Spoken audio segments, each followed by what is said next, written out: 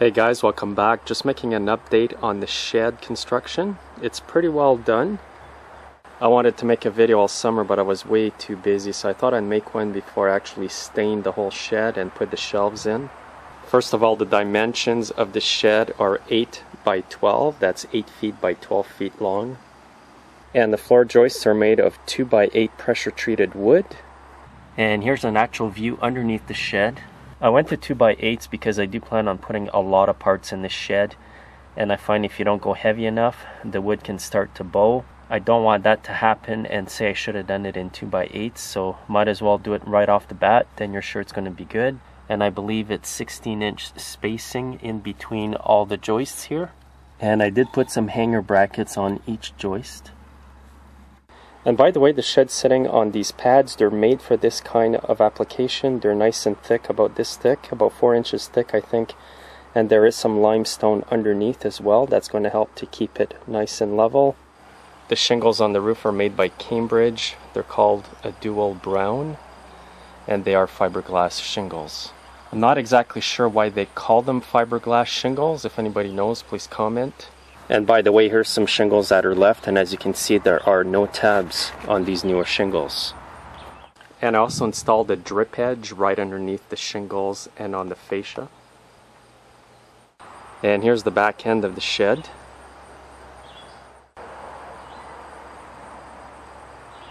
And the steps are made of 2 by 10 on each side and 2 by 12 for where you put your feet on.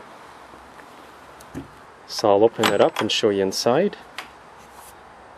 By the way, here's how the doors are made.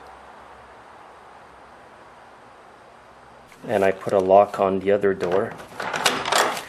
You can lock it from within so it doesn't blow in the wind when you've got the one door open. And there's another lock up here. And by the way, the floor is made up of 2 by 6s. That's going to be nice and strong. And the walls are made of 2 by 4s.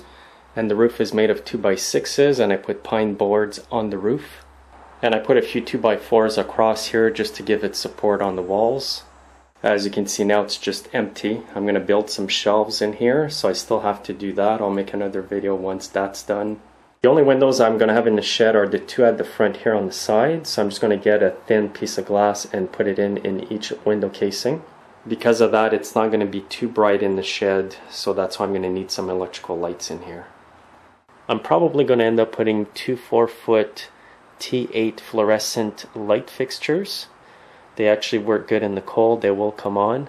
I didn't put too many windows because I want to put shelves all around the shed inside. And if I had windows, it would have limited me. So this way here, it's all going to be for storage.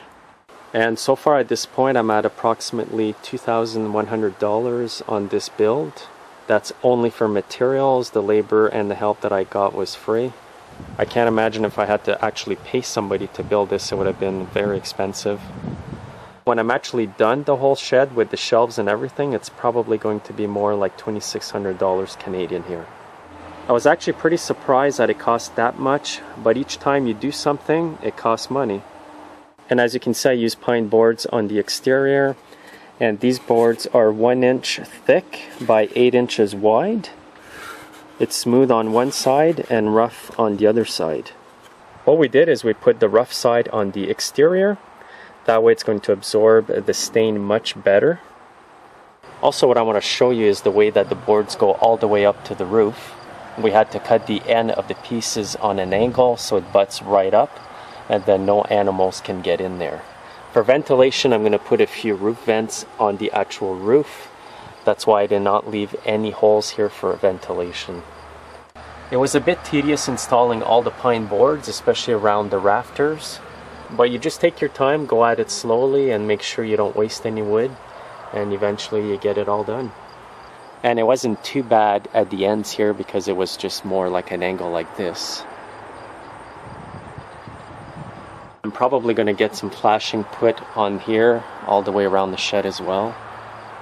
For the door hinges, I used 3 large hinges on each door. And I've got a little lock here. I actually have 2 black handles that will go on once the shed is stained. Anyways guys, that's the shed update for today. I'll keep you posted and put up a video once it's stained. Thanks for watching, and make sure to subscribe, and make sure to watch my next video. Have a nice day.